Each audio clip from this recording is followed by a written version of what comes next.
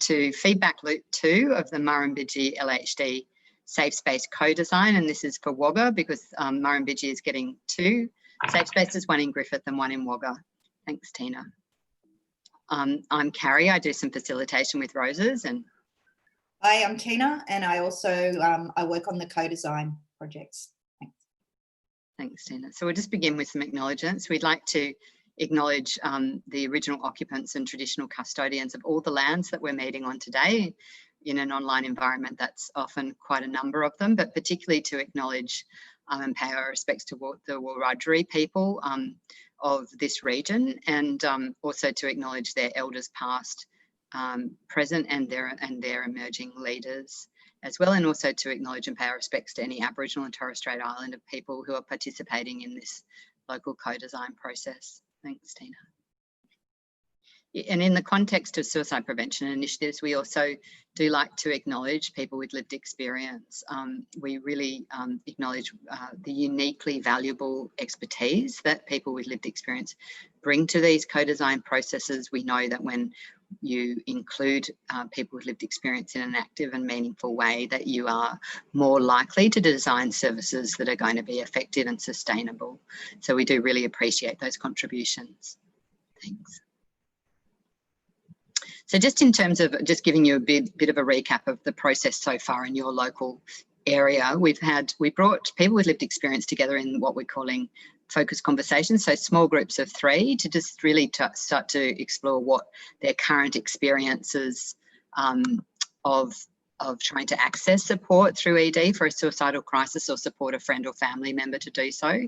We then brought them together as a group, so the lived experience combined session for half a day, and we started to get them to identify what are the unmet needs. So when they talked about having very unhelpful experiences, what were the needs that weren't being met, and then started to get them to do some blue sky thinking around how to meet those needs, including to draft some values and principles, which we'll be taking you through later, that really they think should underpin and guide every aspect of the safe space in the local region.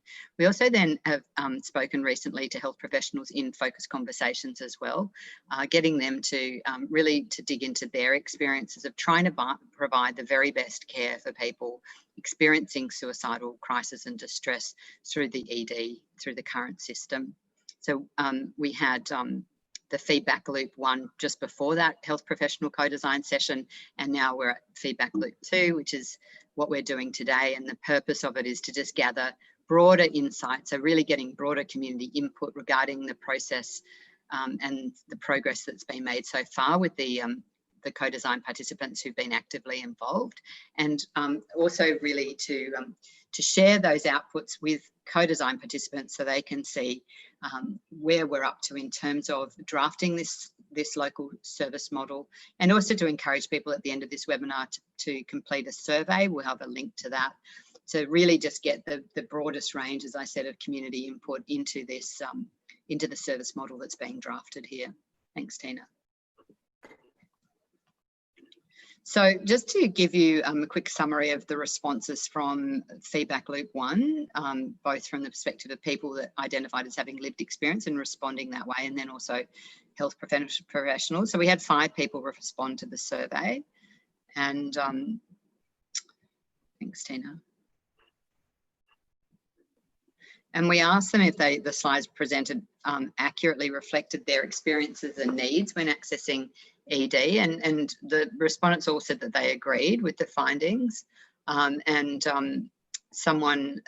Here's just a quote to animate people's responses here. I believe the need for support from people who have lived experience is essential in this environment, so the individual does not feel alone or like they're an outcast. So that was just, you know, underlining the need for a peer workforce to staff the local safe space. Thanks, Tina. And then we also asked people if they agreed with the draft values and principles, and I said that we were going to be taking you through those momentarily. Most people did agree. One person said that they didn't agree and said they were too limiting. It's not clear, that's stripped of context, so we're not quite sure what was meant by that, but we'll certainly be getting people to provide further feedback around that. It perhaps could suggest that people meant that there are further values and principles that need to be added. And then in terms of asking people which of the ideas are most important, people emphasised the idea of trauma-informed care, clear communication, continuity of care, again, workers with significant lived experience, the safe space being separate to ED, but somewhere still accessible and accessible at all times. And you'll find that some of this information is going to have been pulled through to the slides that we're going to take you through, which is sort of forms the meaty part of the conversation we're having with you today. So if you want to pause this is a recorded webinar. You can always go back and have a look at this information in more detail if you're unclear. Thanks, Tina. And then from the health professionals, there were 4 survey respondents from that perspective, from feedback loop 1, and thanks, Tina. And we asked a number of questions, including, again, do these findings resonate with you? The findings that were generated through the health professional focus conversations, do they accurately reflect your experience as a local health professional? And people agree they did. And a couple of things that people said here, health professionals, these responses align with much of my experience of supporting mental health patients in the Wagga ED. I also lament that we are not able to provide the best service we can. And then another person said, I find that these findings did accurately represent my feelings as a health professional. Sometimes it feels as though you are seen as a babysitter when you are the support worker, and the danger to the participant is seen as minimised when this is incorrect. Thanks, Tina. And then we asked, what should an alternative DD look like, and what would help you feel comfortable to support someone to access a local safe space? And as I said, that these the stuff that came out of the survey will actually be pulled through into the slides that Tina's going to take you through a bit later, but just to highlight a couple of things. So comfortable and inviting without being too clinical, a space that is child, youth and family friendly, non-stigmatizing. So we heard that a lot, certainly from lived experience, people with lived experience, but we have also, as you can see, it's been reflected in comments by health professionals. Thanks, Tina. And then the questions here were, what makes it hard for people experiencing distress to connect with the types of support they need? So what are those barriers? And then also, what makes it difficult for health professionals themselves to provide the type of support someone needs? And these quotes really animate what people were, some of the points that people made. So there is too much focus on completing a structured questionnaire rather than engaging with the client, too much about policies rather than process. And then no flexibility to just engage and listen. So again, that idea that organisational constraints are what are a barrier to people, health professionals who really want to provide great person-centred care. We're hearing that, but feel very constrained by the demands of their job and the system. And then someone else made the point that I think stigma is what makes it hard. I have a participant who won't visit ED for this reason. Thanks, Tina. Okay, and in terms of what we're mainly going to focus on today, which is what came out of the health professional session. So, as I said, we had health professionals participate in those small focus conversations. We brought all of them together then to participate in this 2-hour session, which we had recently. And we're just going to, I'll just set this up for you, and then Tina will take you through some of the findings there. Thanks, Tina.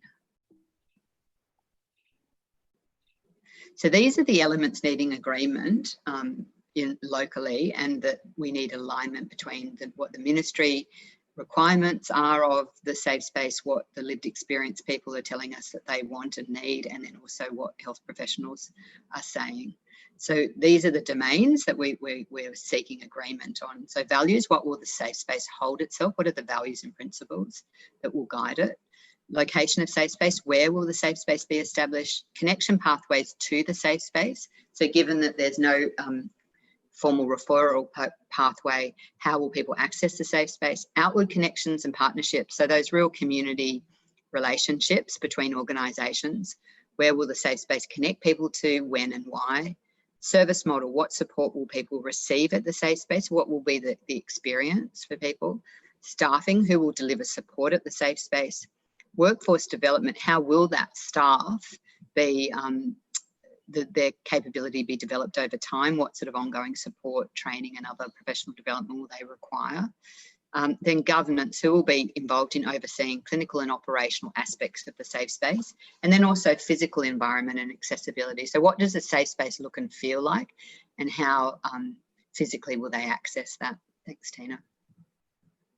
And then the values to inform the model. So values were already co-designed through a Ministry of Health forum last year with people with lived experience, service providers, health professionals, so a bunch of other community stakeholders. And this is what was generated from that co-design workshop. So the values, and you'll see that these are actually more, some of them are more sort of an approach to support or guiding principles. So person-centered, risk-tolerant, non-judgmental, welcoming, responsive, compassionate, strengths-focused, hopeful, holistic, self-determination, empowerment, human connection, collaboration, integration, respectful, evidence-based, dignity, inclusion, and choice. And we asked the people, the lived experience co-design participants, to draft their own set of values. And we found when they sort of brainstormed a whole bunch of them, and there was a lot of alignment with those ministry values that you can see there, but also then we got them to sort of boil them down to a bunch of kind of core ones that were important for what they thought was the most important for their local safe space. And that's respect, holistic, compassion, culturally competent, confidentiality, collaborative, trauma-informed, and co-designed. Thanks, Tina. And then we also got them to draft some principles. So those really what they are kind of the laws of this that govern the safe space. So those governing principles that hold for all possible worlds. So regardless of what happens in the safe space, any situations that may occur, but that the safe space needs to hold itself to, the people that work there need to hold themselves to these principles. And here are the 6 that were generated through that discussion. 1, we acknowledge everyone has different experiences. 2, we are committed to embodying our values and practicing them in our approach. 3, our commitment is for people to leave better than when they arrived. 4, we offer holistic human interaction without deadlines and timeframes. 5, we offer true person-centered care from people who have their own lived experience, where people become centre stage in their own recovery. And 6, we are constantly learning and improving. Thanks, Tina. So just before Tina actually takes you through the outputs that we're wanting to communicate to you today, this is a process. We use this traffic light system, which we found has been very helpful in being able to clearly communicate where a local co-design process is up to. So the green text will be where there's strong alignment between the Ministry of Health requirements of all safe spaces in New South Wales, the lived experience perspective locally that's come out so far, and then health professionals, what they've told us so far. So that will be all in green. In orange, that will be areas for further discussion, particularly if there's areas where we really need to start to tease out further areas of potential divergence between, say, for example, lived experience and health professional perspectives, but also importantly between, say, the Ministry of Health requirements of this service, and then either lived experience or health professional perspectives locally. And then red, in red text, is things that are just out of scope according to the ministry guidelines as funders of these services. So Tina, I think you're going to take us through that traffic light system now. Thanks. Thanks, Carrie. So the information that we're presenting here, the New South Wales Ministry of Health requirements, they're on the left in black text, and they were co-designed by the Ministry of Health. And then we've got the lived experience perspective in the middle, and then the health professional perspective that's on the right, and that includes all of the perspectives that have been contributed by health professionals in the Wagga area at different stages in the process. So it also includes information from conversations we had with the health professionals who came together during our combined session for the health professionals. So this is the information that we have about where the safe space will be located in Wagga. You can see that there's complete alignment between what everybody is looking for there. So there is flexibility about whether it's on the hospital grounds or off the hospital grounds. There has been a request from people with lived experience that it be out of sight and separate from the emergency department. But both groups agree that it should be in close proximity to the emergency department. There has been a comment from health professionals that if it were located on the hospital campus, then it would also have access to security that work at the hospital. So that if that was what people wanted, then that would be an advantage of having it on the hospital grounds. So some of the things we'd like to talk about when we bring people who have lived experience in Wagga and people who work as health professionals in Wagga Wagga, when we bring them together, asking where is this service going to be located within the Wagga region, and how close is the service going to be to the emergency department. So now we have a look at the connections between the safe space and other organisations, other health professionals. So this is information about connection pathways into the safe space. So how do people access the safe space? You've got the ministry guidelines that have been co-designed on the left here, and they say there should be no requirement for people to present in an emergency department prior to accessing the service. That guests attending the service should not be required to undertake any assessments or meet any eligibility criteria. And the Ministry of Health really wants the safe spaces to have a no wrong door approach within the service. So they will welcome everybody, and services will be promoted in the local community so that people are aware of what's offered in the safe space and when it will be available. You can see that there's quite a lot of things that people have agreed on, both people with lived experience and health professionals. So people with lived experience have said that they want to be immediately greeted and to be able to have a conversation straight away, to have support when filling in forms or doing any kind of administrative work that needs to be done when they arrive. They have talked about wanting a drop-in community area, and they want a non-clinical assessment, which is in line with the ministry guidelines, and they want to be asked the right questions when people are seeking information from them. They'd also like carers and loved ones to be able to present with and support a person while they're accessing the safe space. There was a suggestion that there be a transport service. This is something that we'd like to talk about a little bit more, find out what the health professional perspective is on this. People with lived experience do like the idea of being able to ring and be provided with transport to the safe space. In terms of the health professional perspective, they agree with people who are providing that lived experience perspective. They want a welcoming, safe space for everyone. They want to engage with the person and allow them to speak openly. They want to ask them about what brought them here, so their reason for being there, rather than being asked a set of structured questions that maybe inquire more into the nature of what the person is experiencing rather than the reason they've reached out for some help. There are some things we'd like to talk about further, both getting some additional information from health professionals and also getting some lived experience perspectives on some of the ideas that health professionals have. So there is some uncertainty around the place of clinical risk assessments in the space. They're definitely the health professionals that we've spoken to in Wagga they do have an understanding that it should be a non-medical process, but they'd like to do some further exploration around what exactly might be involved when people arrive at the safe space. Health professionals in Wagga want to see a process for people who are just roaming and attempt to use the service. So there is some concern amongst health professionals that people might try to access the space for shelter or for purposes that are not the reason that the safe space has been set up. So we need to have some conversations around how that might look in terms of maintaining that no wrong door approach to having the safe space that the Ministry of Health have asked for.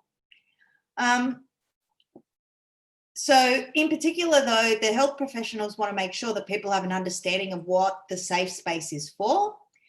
And they do embrace the idea that no wrong door means that everybody can come in, even if it might not be the best place for them to stay in. So it'd be good to have some further conversations about that. In terms of connections out of the safe space and how people who approach the safe space will be helped to connect with other services and health professionals. The ministry requirements is that there will be close connections with other services and with local businesses, and that people will make their own decisions about what is best for them, the services that they would like to support. People will make their own choices about that. And guests who do present with a clear and immediate risk to safety of either staff or other people will be connected with other more appropriate support to assist them. And there will be clear protocols in place for staff to make decisions about safety and access. As you can see here, most of what people of lived experience in Wagga and health professionals in Wagga have said is in complete alignment with those Ministry of Health requirements. So you can see all of that there in green. I might encourage you, if you're interested in reading through all of those ways that people in Wagga are in agreement with the Ministry of Health as to how the safe space would work, just hit pause on the recording and you'll be able to have a read through those green sections. Just wanted to highlight for you some of the things that have come out of the co-design process that would be good to continue to speak about. So there was some conversation with people who have a lived experience of suicide about the space being used by carers and accessed by carers and loved ones who might need support themselves. And there was a range of views presented on that. So it'd be good to get some other perspectives as well. But it was quite clearly expressed by some people in the process that the safe space should not be a space for carers and loved ones to gain support, that rather it should be a place where carers and loved ones can be connected to other sources of support. In terms of what the health professionals have shared with us, they raised some interesting ideas around communication back to schools when young people access a safe space. So it'd be good to find out some more about what exactly they have in mind with that, but also to get some lived experience perspectives on that. There was also conversation with the health professionals about needing an escalation process if people are at risk, and that keeping safe needs to be the priority of the safe space. So we'll have to have some more conversations to work out how that can be achieved within those Ministry of Health guidelines, so that the concerns of health professionals are addressed in a way that is very much co-designed, involving the perspective of people with lived experience as well. There was the suggestion that clinicians could be on standby if needed, and that the MEX model, where people can access an appointment or a conversation with a mental professional using online services. It was suggested that that might be something that could be used by people who access the safe space. So it'll just be about having small conversations about how people might be able to access those things without assessments actually taking place inside the safe space. So that's definitely something that lived experience people in Wagga and health professionals can work together with, have conversations around what that might look like. There was a suggestion during the health professional conversations that people, that maybe capacity be provided in the safe space for people to stay overnight, in particular if people turned up who it became clear that their issues were less around feeling, thinking about ending their life and more around the fact that they needed somewhere to spend the night, that they were looking for some shelter for the evening. And there was a suggestion that maybe space could be provided for people to stay overnight and then they could move on in the morning. That does appear to be outside the Ministry of Health guidelines for what will happen in the safe space. So it would be good to revisit that conversation and see if we can find other ways that and come up with some other ideas about how the needs of homeless people, for instance, might be met when they approach the safe space. So some questions around those connections into and out of the safe space that we will be speaking about as we continue with the co-design. How will the service be promoted in the community with other health services and with community organisations? And what support does the district need around that promotion? What partnerships and local connections from services will be provided for people who are guests of the safe space? And what arrangements and protocols can be put in place to support connection to and from the emergency department if that's what people who are accessing the safe space want to happen?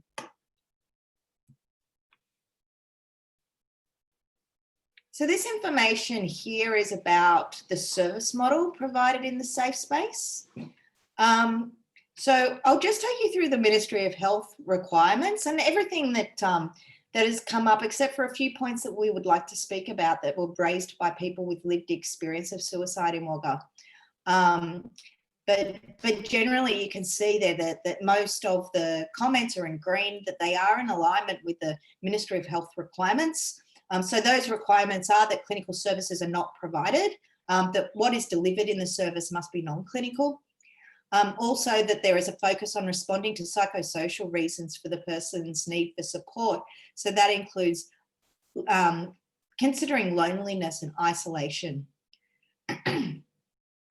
Also, Ministry of Health requires that family and friends are involved wherever possible, and that whenever that is in alignment with what the person who is seeking the support of the safe space wants as well.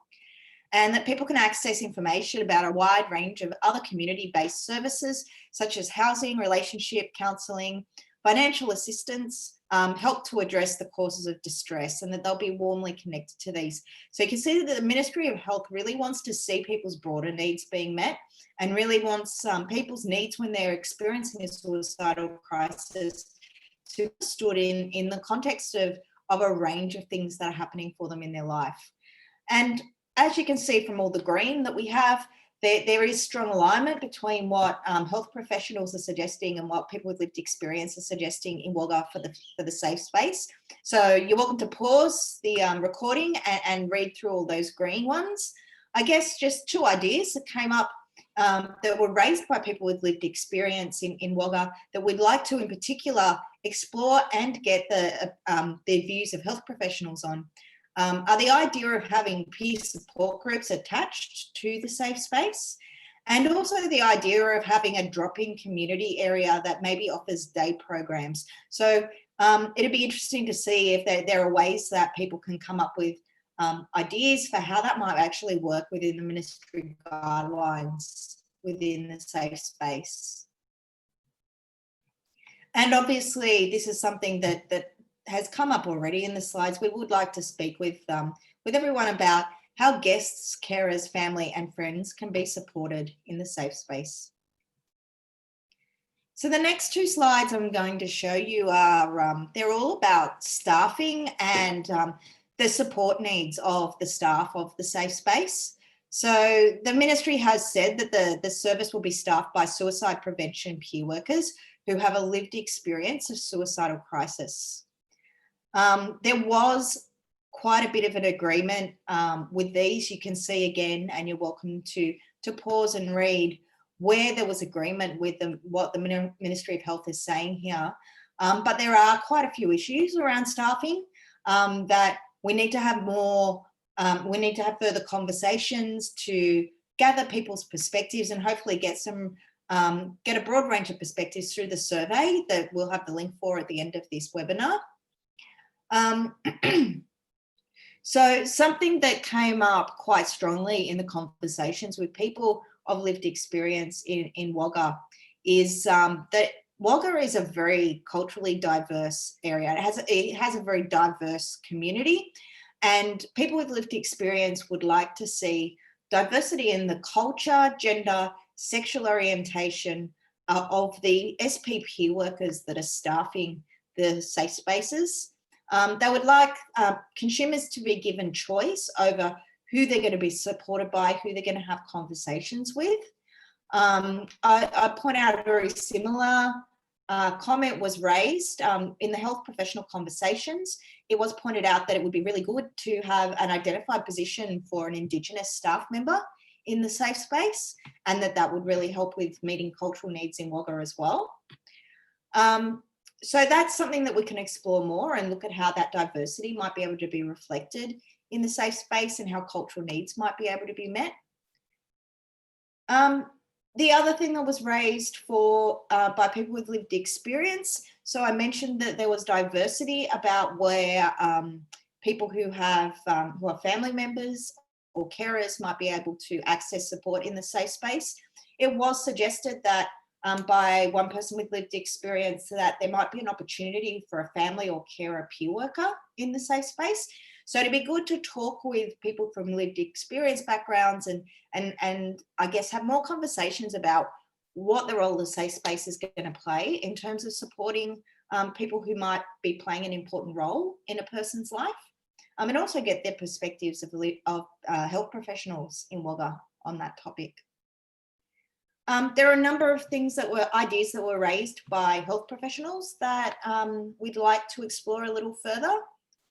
One of the comments that was made was that, everyone was in agreement in the health professional group that there needs to be an adequate level of staffing to manage the number of guests who do come to seek support from the safe space.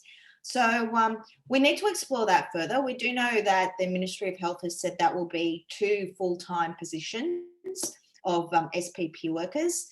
So we'd like to have more conversations around, I guess, what is meant by adequate when we're talking about adequate staffing, and also get the perspective of people with lived experience on that as well.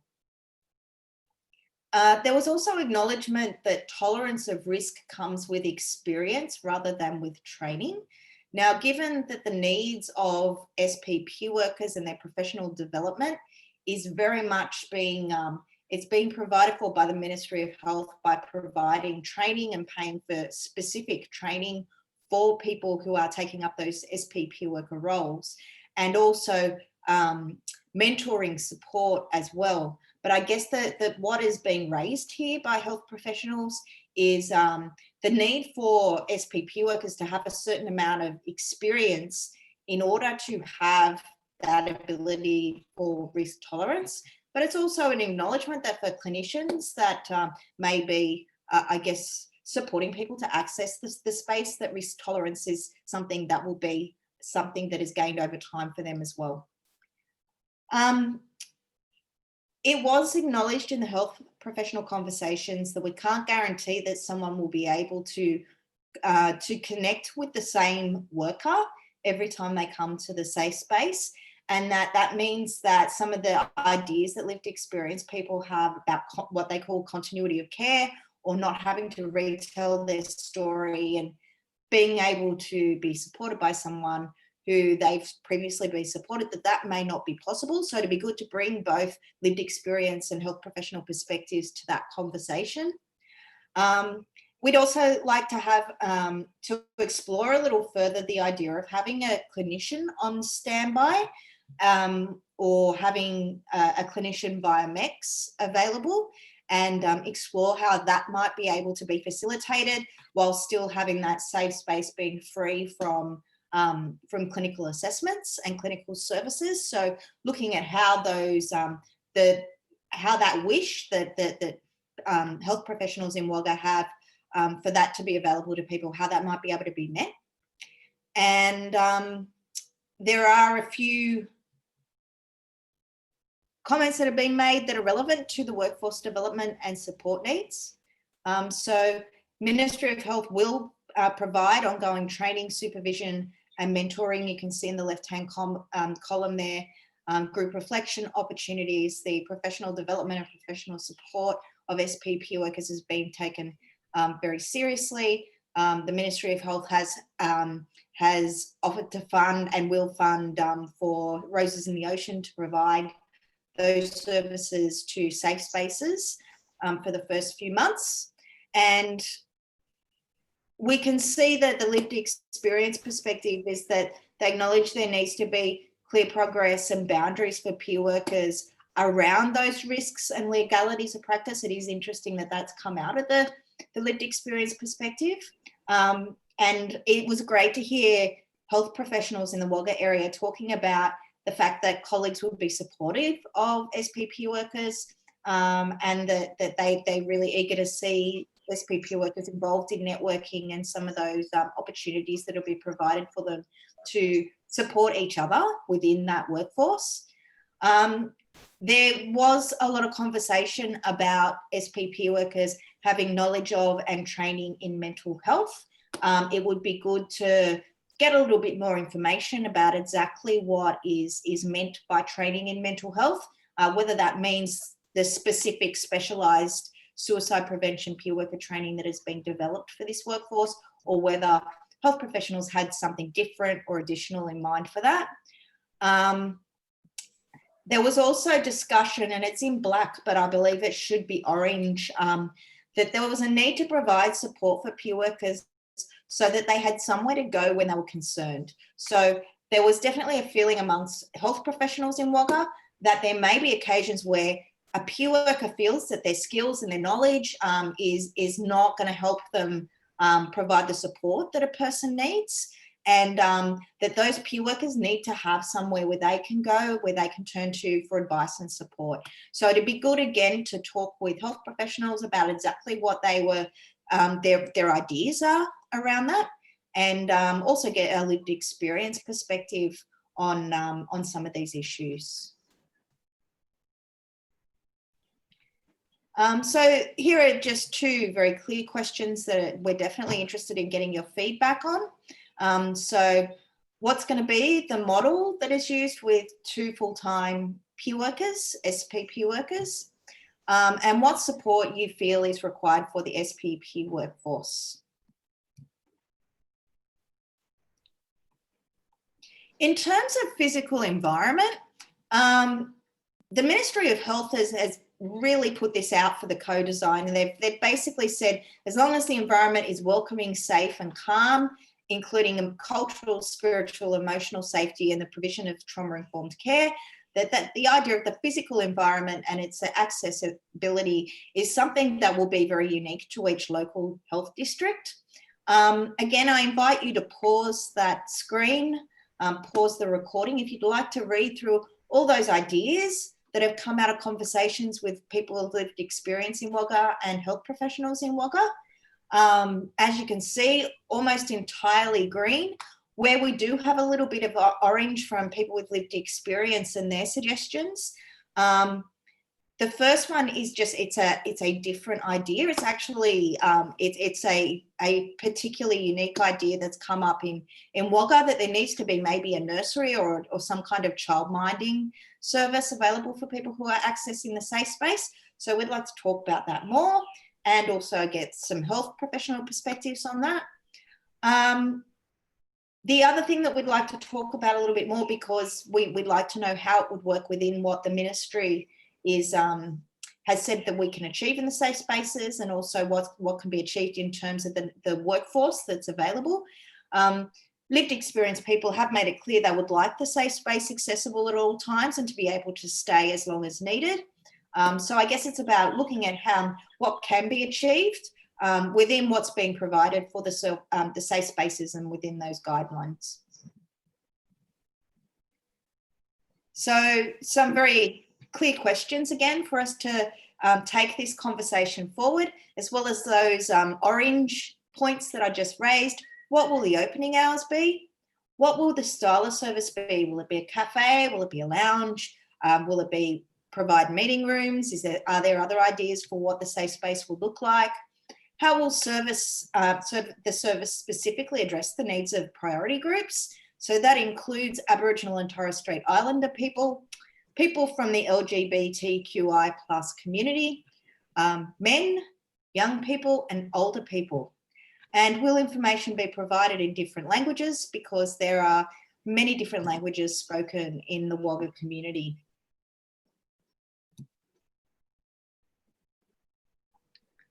So we're now looking at a slide that has a lot of information about governance of the safe space. And as you can see, there's a little bit more to talk about in this particular area, which is not unusual. Governance is something that, you know, always requires the conversation to be returned to a number of times.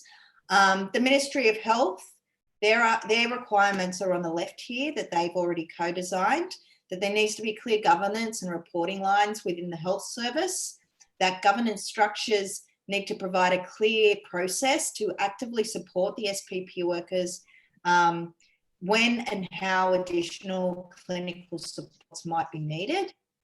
There needs to be ongoing opportunities for lived experience involvement, and there needs to be transparency about all policy and procedures and outcome reporting to the Ministry of Health. So in terms of what lived experience people would want, we'd like to acknowledge that people with lived experience have expressed a clear desire for the safe space to be completely independent from existing LHD services. That's outside the scope of what can be co-designed by the Ministry of Health. Ministry of Health does require it to be part of the LHD. So that's why that particular idea is in red there. It will be interesting to have other conversations to find out exactly what is the reason for that request being made, and to see whether there are other ways that those needs can be met for people who have a lived experience of suicide in Wagga. It was also raised that there needs to be collaboration with other groups, but that the safe space needs to remain independent. Now, as we went through with some of the earlier guidelines, it is actually envisaged by the Ministry of Health, and they require through their co-design requirements that there are really strong pathways into and out of the safe space, including the ability to have strong ties with other organisations within and services within the community. So again, it'd be good to talk with people with lived experience and bring health professionals into this conversation around how those relationships can work in a way that everyone is happy with within Wagga. So I'm looking now at, and again, I invite you to pause and have a look at those green points, which are in complete alignment with the Ministry of Health requirements. In terms of the health professional comments about governance and what they feel they need, there was a comment that there needs to be an escalation process in place for people who are at risk beyond what peer workers feel comfortable dealing with. And there was quite some concern in the conversation that peer workers might not be comfortable in certain situations, and that we need to make sure that the peer workforce is supported. And it would in particular be good to understand what health professionals mean by that term escalation, what that would look like, and whether that's how we can do that in a way that actually is consistent with what Ministry of Health has said needs to be happening inside the safe space. In terms of there was raised a need for clarity around what exactly these terms clinical, non-clinical and clinician mean, because the word clinical services, term clinical services, and the word clinician is used in the Ministry of Health requirements, but they're not clearly defined. And so it'd be good to have conversations with both people of lived experience and health professionals to find out what your understanding of that term in Wagga means. My apologies.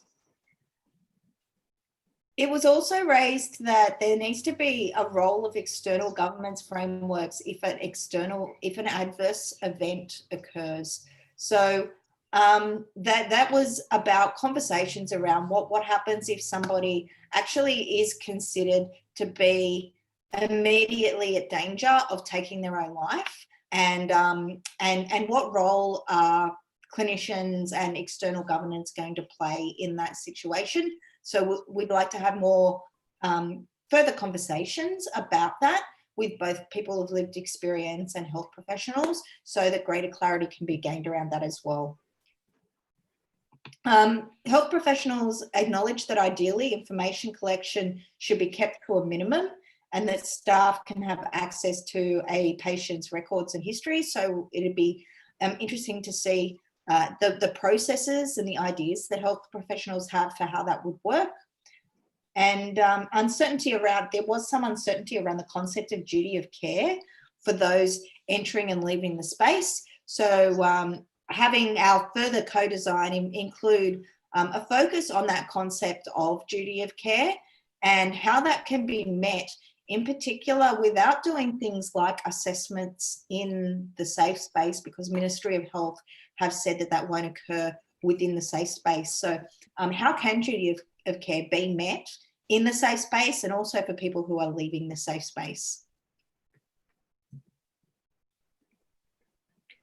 So we've got a number of questions here to continue talking about with people in Wagga.